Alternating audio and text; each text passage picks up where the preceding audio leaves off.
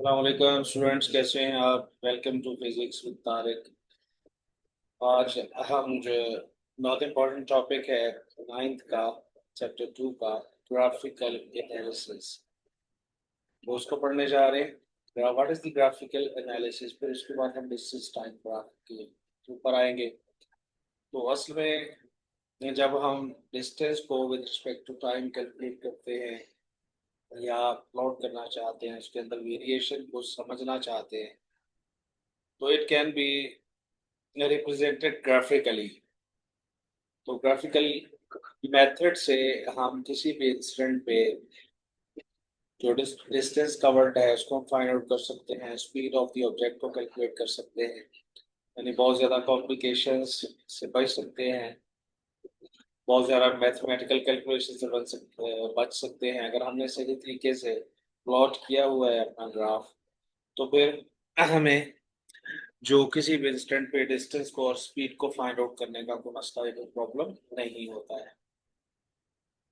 तो इसको हम जब ग्राफ को प्लॉट करेंगे तो उसके लिए डेफिनेटली ग्राफ के लिए हमें दो वैल्यूज की जरूरत होती है। तो डिस्टेंस और टाइम हमारी इसमें क्वांटिटीज होगी। तो हम उसको सही तरीके से रिप्रेजेंट करने का मेथड सीखेंगे, और फिर ग्राफ को किस तरह से प्लॉट करना है और उस ग्राफ से किस तरह से स्पीड को कैलकुलेट करना है, वो हम सारा इस लेक्चर के अंदर सीखेंगे। तो डायरेक्टली हम जाते हैं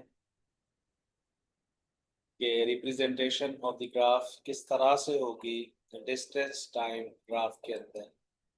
तो डिस्टेंस टाइम ग्राफ असल में जब हम प्लॉट कर रहे होते हैं तो उसका कुछ व्यू आपके सामने आपको नजर भी आ रहा होगा। पहले हम डिफाइन करेंगे, तो उसके बाद हम बाकी वाले कॉन्सेप्ट्स को समझते जाएंगे। तो सबसे पहले हम डिफाइन करें the variation of distance with respect to time can be represented graphically, and these graphs which represent the variation of distance with respect to the time are called distance time graphs। यानी कि हम जो define कर रहे हैं quantities को, distance और time को, इसको हम अलहदा से पढ़ चुके हैं बड़ा डिटेल में। तो उन कॉन्सेप्ट्स को जहन में रखते हुए फिर अब हमने इनके अंदर वेरिएशन को समझना है ग्राफिकली। तो डिस्टेंस टाइम ग्राफ जो हमें शो कर रहा होता है उसके की पॉइंट्स हैं कि किस तरह से शो कर रहा होता है, किस तरह से हम इसको रिप्रेजेंट कर रहे होते हैं इस ग्राफ को, वो हम इसकी मदद से समझेंगे। तो what is the concept behind this? A distance time graph shows how the distance of an object from a state starting point changes over time, यानी with respect to time कितनी चेंज कैसे आ रही होती है। Time is an independent quantity, और independent quantity को हमेशा हम टाइम एक्सिस यानी एक्स एक्सिस के ऊपर प्लेस करते हैं। एक्स एक्सिस जो है ये हमेशा इंडिपेंडेंट क्वांटिटी के लिए होता है। इंडिपेंडेंट क्वांटिटी जो किसी पर डिपेंड ना कर रही हो और जिसके अंदर जो वेरिएशन है वो किसी दूसरी क्वांटिटी की वजह से ना आ रही हो, तो वो इंडिपेंडेंट कहलाएगी। जबकि डिस्टेंस जो है इस केस में वो डिपेंडेंट है। तो टाइम इज इंडिपेंडेंट क्वांटिटी, ये ध्यान में रखना है। और इंडिपेंडेंट क्वांटिटी को हमने हमेशा एक्स एक्सिस पे प्लेस करना है, जबकि डिस्टेंस इस केस में डिपेंडेंट क्वांटिटी है, क्योंकि ऑब्जेक्ट का जो मोशन है वो टाइम पर डिपेंड करता है। With respect to time calculate किया जा सकता है, इसलिए इसको हमने वर्टिकल एक्सिस पे प्लेस करना होता है। तो ये लॉजिक आपने ध्यान में रखनी है कि हमेशा इंडिपेंडेंट क्वांटिटी एक्स एक्सिस पे और डिपेंडेंट क्वांटिटी वाई एक्सिस पे प्लेस की जाएगी। तो हमारे इन ग्राफ्स के अंदर जो कि हमने समझा, the variation of distance with respect to the time can be represented by graphically, and these graphs which shows the variation of distance with respect to time are called the distance time graph। अब distance type graph कितनी types के हो सकते हैं उसको हमने समझना है कितने टाइप्स के होते हैं, और फिर हम उन ग्राफ्स की मदद से हम डिफरेंट क्वांटिटीज, खास तौर पर स्पीड ऑफ द ऑब्जेक्ट को कैसे फाइंड आउट करते हैं उसको समझना है। तो जो पहला वाला ग्राफ है हमारा, जो आपको नजर आ रहा है स्क्रीन पे, असल में इसकी कंडीशंस होती हैं। इसकी टाइप्स में जो पहली टाइप आती है वो है डिस्टेंस टाइम ग्राफ की। When the object is eight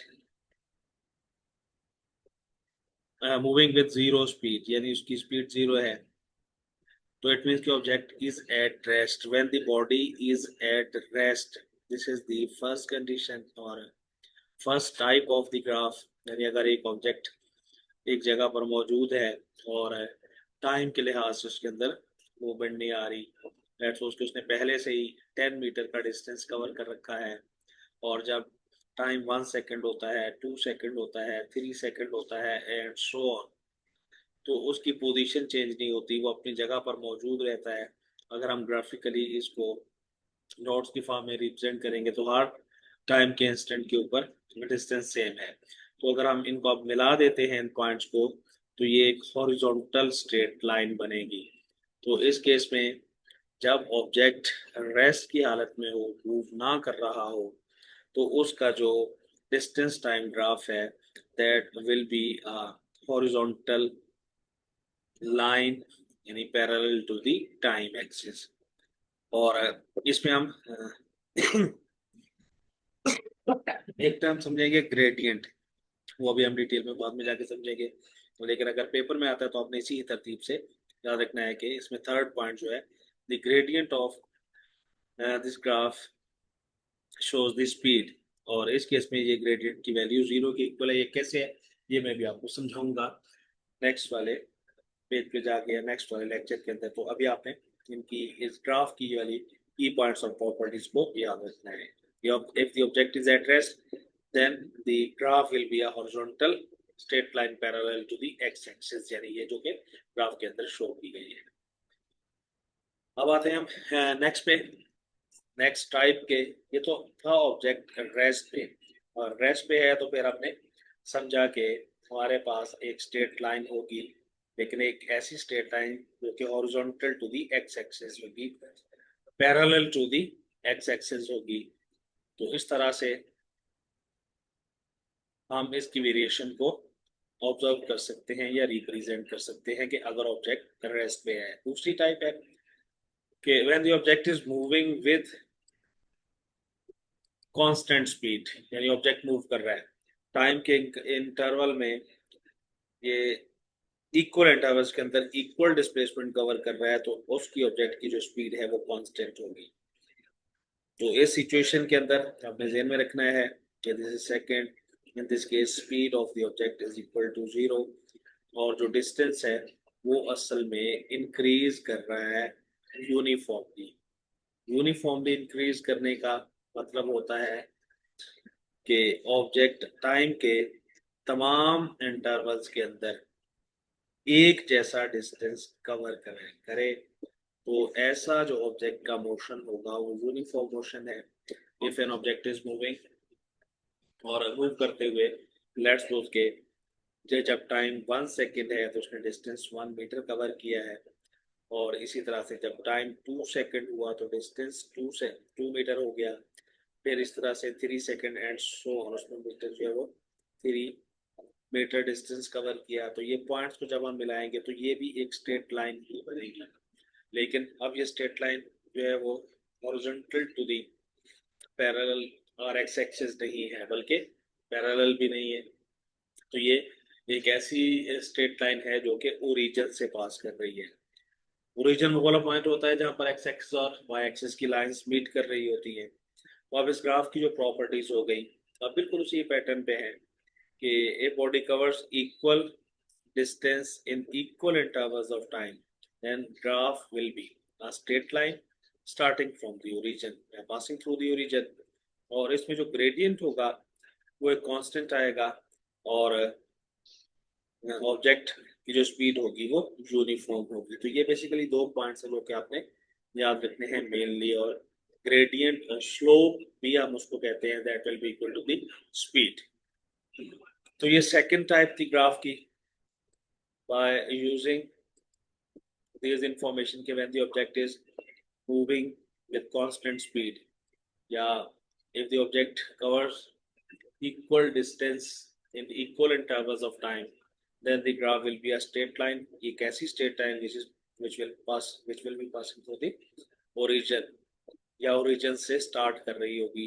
origin वो वाला point जहाँ पर x axis और y axis की line meet कर रही होती है, और वहां से हम distance किसी भी direction का zero consider कर रहे होते हैं।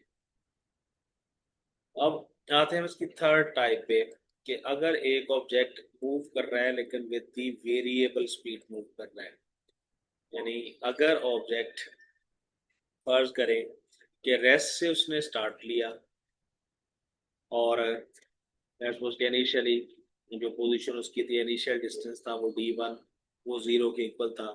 फिर उसके बाद 1 सेकंड के बाद जब टाइम 0 है तो डिस्टेंस 0, और जब टाइम जो है लेट्स सपोज के 1 सेकंड हुआ, उसका डिस्टेंस जो है वो लेट्स सपोज के 1 मीटर उसने डिस्टेंस कवर कर लिया।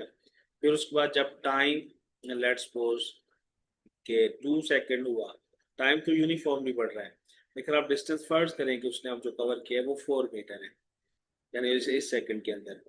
फिर उसके बाद लेट्स सपोज के जब टाइम हुआ 3 सेकंड, तो अब ऑब्जेक्ट का डिस्टेंस हो गया 9 मीटर लेट्स सपोज।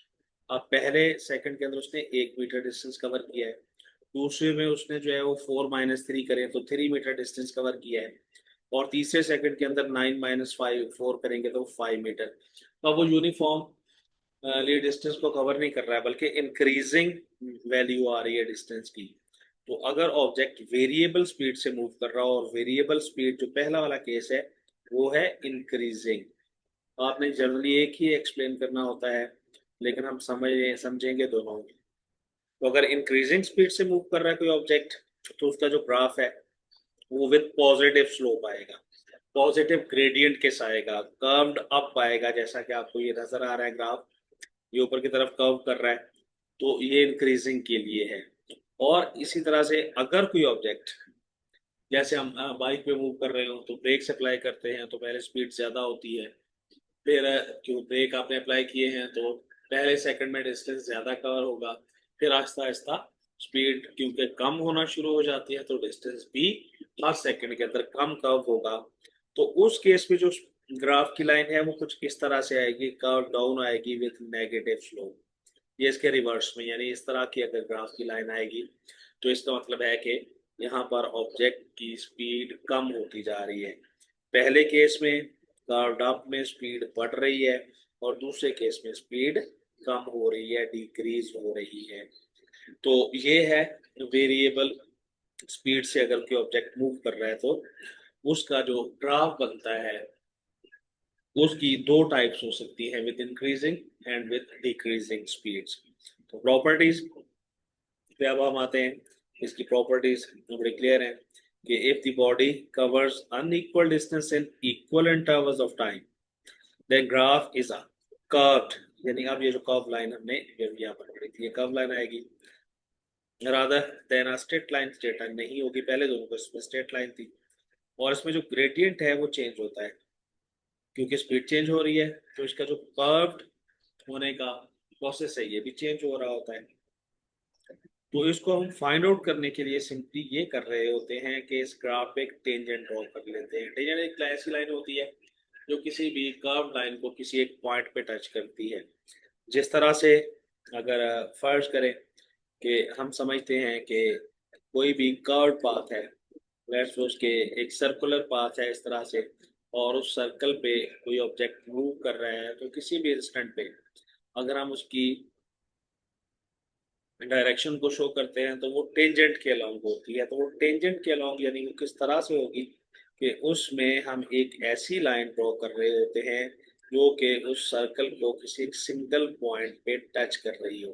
तो ये मैंने जो लाइन ड्रॉ की है ये एक सिंगल पॉइंट पे टच कर रही है, तो दिस इज कॉल्ड टेंजेंट, यानी ये जो लाइन मैंने ये वाली ड्रॉ की है this is called tangent line.